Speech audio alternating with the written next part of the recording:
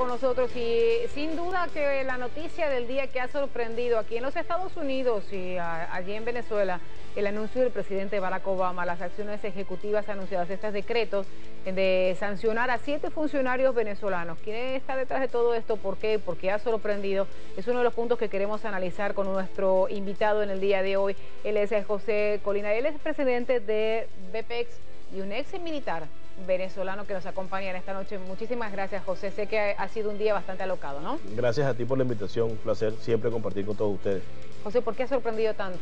Bueno, lo ha sorprendido porque tanto que Maduro ha buscado pleito, como decimos en el argot venezolano, insistiendo que los Estados Unidos, y hoy definitivamente los Estados Unidos le ha dicho, bueno, está bien, ya representas una amenaza para la seguridad, somos tu enemigo y bueno, ahora vamos a ver cuáles son las acciones que tú vas a tomar. Por lo pronto, vamos a congelar los bienes de estos funcionarios, que escogieron 7 porque son los 7 que tienen cuentas bancarias, familiares y propiedades aquí en los Estados Unidos, y pensamos que van a extender producto pues de la declaración tan fuerte que ha dado hoy la Casa Blanca pues en contra del régimen de Venezuela. Claro, pero lo que pasa es que lo que llama más la atención es que justamente fue la administración, ¿no?, del presidente Barack Obama, no solamente la Casa Blanca, también hasta el secretario de Estado y funcionarios que representaban, que estaban como parando las sanciones que querían ser aprobadas en aquel entonces en el Congreso.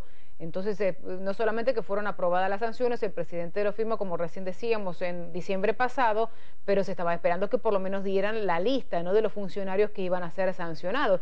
Y sin embargo, la lista no apareció, pero apareció una sanción mucho más rotunda y a nivel ya ejecutivo, ¿no?, a nivel de acciones ejecutivas. ¿Por qué no haber utilizado ese proyecto de ley aprobado por el Congreso y sin embargo hacer el anuncio a través de acciones ejecutivas? Bueno, la verdad es que hay una lista de 60 funcionarios, muchos de ellos pues tienen cargos en Venezuela, han atentado contra los derechos humanos de los venezolanos, pero no tienen ningún bien acá en los Estados Unidos, y es por eso que la Casa Blanca ha implementado estas acciones el día de hoy. Lo interesante y lo que llama la atención, y es lo que ha sido la noticia del día, es cuando la Casa Blanca dice que Venezuela representa una inusual y extrema amenaza a la seguridad nacional. ¿Por qué? Esto ni siquiera lo habían hecho con los cubanos. Que ese es el tema, ¿no? Porque una cosa es decir, vamos a sancionar a estos funcionarios venezolanos por haber violado los derechos humanos de sus ciudadanos, pero en este caso el discurso fue mucho más aún.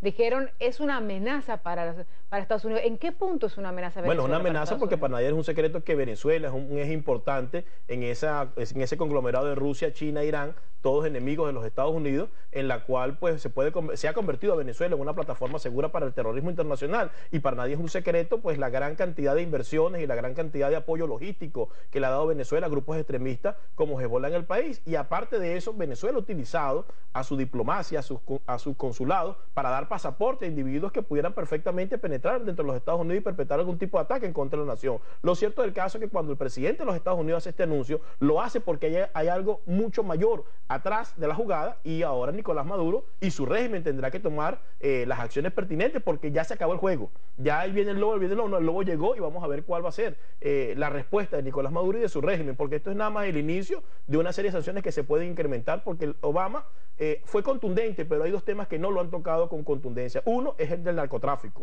Hay una cantidad de funcionarios señalados de participar en acciones de narcotráfico en Venezuela, y la otra es el lavado de dinero y la corrupción, mucho dinero que viene de Venezuela hacia los Estados Unidos. Son puntos que en las próximas fechas van a tomar un tema muy importante con respecto a la política exterior de los Estados Unidos hacia Venezuela. Y ese es uno de los puntos que quería preguntarte, ¿no? La parte de la que tú dices, algo más grande tiene que haber detrás de esto. ¿Quiénes son estos personajes? Si te voy a empezar a preguntar por alguno de ellos, ¿no? Como tú decías, bueno, principalmente tienen algunos bienes aquí en los Estados Unidos y tienen posiciones específicas.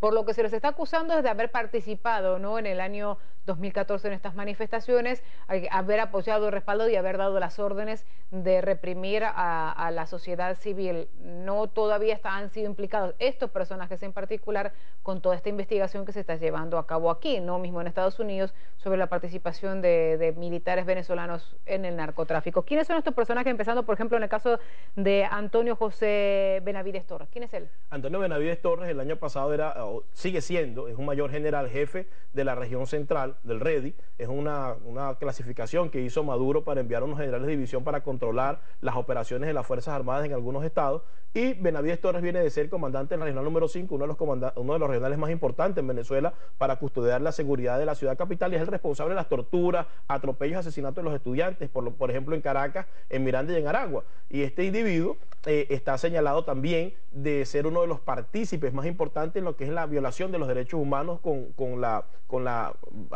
violación y con la tortura en contra de estos estudiantes, y actualmente todavía se desempeña como jefe del RADI en Venezuela. Ahora vamos al segundo, Manuel Gregorio Bernal Martínez. ¿Quién es él? Él es el comandante de la Tercera División de Infantería, con sede en Caracas, jefe del Estado Mayor, es el responsable de las unidades del Ejército que prestaron apoyo el año pasado a los cuerpos de seguridad del Estado para reprimir las protestas estudiantiles, y bueno, también es el responsable de tortura y asesinato de jóvenes estudiantes en el 2014. Gustavo Enrique González López. Es el director del SEBIN, director de la Policía Política. Hay que recordar que el año pasado los funcionarios de la Policía Política salían de civil con sus armas largas a atentar en contra de la sociedad, conjuntamente con colectivos armados, y también está señalado de ser el responsable de asesinatos de estudiantes en Venezuela el año pasado. En el caso de Pietri, Gustavo José Noguera Pietri. Él era el comandante general de la Guardia Nacional el año pasado, o sea, era el responsable de la actuación de la Guardia Nacional en todo el territorio nacional, y actualmente se desempeña como jefe de la Corporación Venezolana de Guayana. Y bueno, Urdaneta, ¿no?, que es el director de la Policía Nacional Bolivariana de Venezuela. O sea, las implicaciones, en realidad la mayoría están vinculados con el tema de las violaciones, las golpizas, los atropellos y el permitir el uso de armas letales en las manifestaciones. Yo diría que todos están relacionados de manera directa con eso. No hay ninguno que tenga que ver con corrupción o con introducción de dineros del producto de la corrupción acá en los Estados Unidos, y yo pienso que es el primer paso que está dando los Estados Unidos para decir: estoy parado de frente en contra de la tortura y la violación de los derechos humanos en Venezuela, pero esperemos que vienen más acciones, y es lo que estamos exigiendo. Miguel Alcides Vivas Landino, que es uno de los últimos Vivas militares, Landino, ¿no? Actualmente es el inspector general de la Guardia Nacional, o sea, el segundo al mando de la Guardia Nacional, pero el año pasado era el jefe de la región de los Andes, es el responsable de la actuación de la Guardia Nacional en Mérida y Táchira, donde se vieron pues los crímenes más atroces y las violaciones de los derechos humanos más atroces, porque ahí están dos universidades muy importantes, como es la Universidad de los Andes, que fue bastante combativa con respecto al régimen el año pasado. O sea, la fiscal que está siendo acusada en estos momentos fue aquella que le presentó los cargos a la ex diputada María Corina Machado, y que de hecho a Ledesma. O sea, ella estaría vinculada directamente con el tema de servir de instrumento, ¿no? O sea, del gobierno en aplicar una falsa justicia. Y es la responsable de todos los casos que hay en contra de los estudiantes que se encuentran ilegalmente detenidos en el SEBIN en este momento. Ahora, tú estuviste dentro de las Fuerzas Armadas. ¿Quiénes eran los personajes y los puntos claves que ocupaban los que están en el día de hoy en esta lista de 7, ¿no? ¿Por qué? Porque lo que recién mencionábamos puede que no sea solamente sobre las violaciones de los derechos humanos, sino que puede que esté vinculado a la investigación que Estados Unidos está llevando desde acá, que tiene a personajes que son del círculo más cercano de seguridad de Diosdado Cabello, de Hugo Chávez, de Nicolás Maduro, y que estarían empezando a hablar y delatar quiénes son las piezas en este cartel de los solos que posibilitaban, ¿no?, el narcotráfico. Muchos, y hoy hablábamos, ¿no?, si realmente era Diosdado, y hay quienes dicen que Diosdado no sería el cabecilla, ¿no? Aunque está siendo implicado por parte de Estados Unidos. ¿Qué papel jugarían estos personajes en una investigación federal con el tema de narcotráfico? Bueno, estos señores que están ahorita en esta lista no tienen nada que ver con narcotráfico, pero hay una lista bastante amplia de 60 funcionarios, de los cuales 7 ya están judicializados.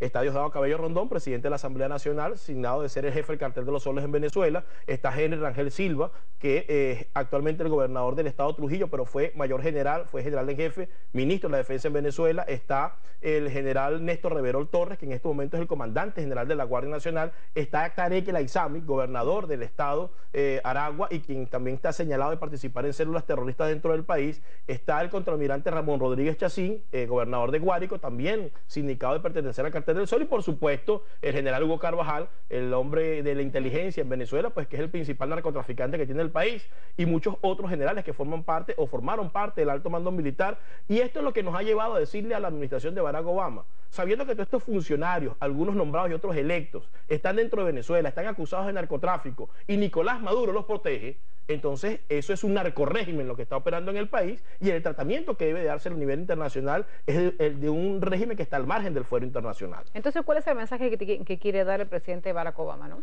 O sea, en este caso, o sea, los que sancioné no están vinculados con la investigación que estoy llevando a cabo, pero ¿puedo ir más allá? Bueno, eso fue prácticamente lo que dijo cuando dijo que Venezuela era una amenaza inusual y extrema a la seguridad nacional de los Estados Unidos. Eso tiene unas implicaciones enormes con respecto a la política exterior de este país, y ahora Nicolás Maduro, que estaba llamando llamando al diablo. Bueno, ya el diablo llegó, vamos a ver cómo va a reaccionar, y también exhortamos a que este ejemplo de los Estados Unidos lo tomen los países democráticos de la región. Ya es hora de invocar que se aplique la Carta Interamericana Democrática, porque Venezuela es un Estado que está al margen del fuero internacional, ha violado todos los estatutos de la Carta Interamericana de Derechos Humanos, y es hora y momento de que los países democráticos activen, invoquen esta carta para colocarse al lado de la sociedad venezolana que clama por un cambio en el país. Bueno, o sea, diablo lo había llamado Hugo Chávez, inclusive en la ONU, ¿no? Cuando se había parado a hablar el propio expresidente George W. Bush, y sin embargo Estados Unidos no hizo en aquel entonces nada. Uno todavía se sigue preguntando qué fue lo que hizo enojar a este país para que pateara al tablero el presidente Barack Obama. Yo por lo general no me gusta hablar de Hugo Chávez Frías,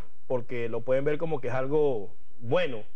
Hugo Chávez no fue tan represivo, no fue tan violador de los derechos humanos, no fue tan delincuente, aunque lo era, como ha sido Nicolás Maduro, que es un títere de los hermanos Castro y ha permitido que en Venezuela exista una anarquía donde todo el mundo hace lo que le da la gana. Y eso es lo que ha hecho que los Estados Unidos tome una especial importancia, porque ya los demonios se salieron del corral y realmente Venezuela se ha convertido en una plataforma segura para el narcotráfico, para el terrorismo internacional, y eso es una bomba de tiempo que amenaza la seguridad de los Estados Unidos, pero también la estabilidad de los países democráticos de la región. Bueno, hay un dicho también, ¿no?, que se dice: en el mundo de los ciegos el tuerto es rey. Por eso creo que hoy en día no solamente se está diciendo, bueno, Chávez no era tan malo, que estés demasiado al extremo, ¿no? Ese es el punto.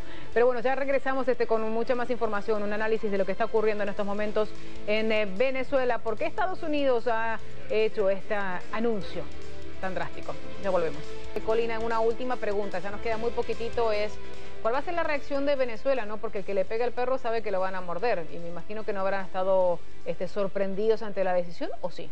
No, por supuesto que lo sorprendió. Ahorita debe estar Nicolás Maduro rabiando, diciendo un discurso de esos prosopopéyicos, hablando una cantidad de sandeces, y quizás cierre su embajada acá en los Estados Unidos. De hecho, ya mandaron a llamar al encargado de negocios hacia Venezuela, pero no puede pasar de ahí. Me imagino que lo próximo que vendrá será que los Estados Unidos de comprar petróleo, pero Maduro no va a suspender el envío, y si lo hace, bueno, acaba de cavar su tumba y su salida del poder, porque no va a tener cómo mantener la crisis económica que hay, o la crisis que hay económicamente en Venezuela. ¿Qué va a pasar si cierran las embajadas, por ejemplo? Porque ya Nicolás había dicho, de 100 vamos a dejar 17 nada más, y las complicaciones que esto podía llegar a traer, Estados Unidos fue más severo, le dijo, mira, vos me sacaste al 80% de mis oficinas, entonces vos ya no puedes permitir la entrada de tus funcionarios, ¿no? Bueno, ¿y ahora qué? Lamentablemente lo que estamos viviendo los venezolanos que vivimos en el exilio, producto de la persecución política, ahora lo van a vivir todos los venezolanos que salieron fuera del país, bien sea por persecución o no van a tener ningún sitio donde atender sus necesidades como venezolanos, y tendremos que buscar otros métodos alternativos para poder corregir eso. De Maduro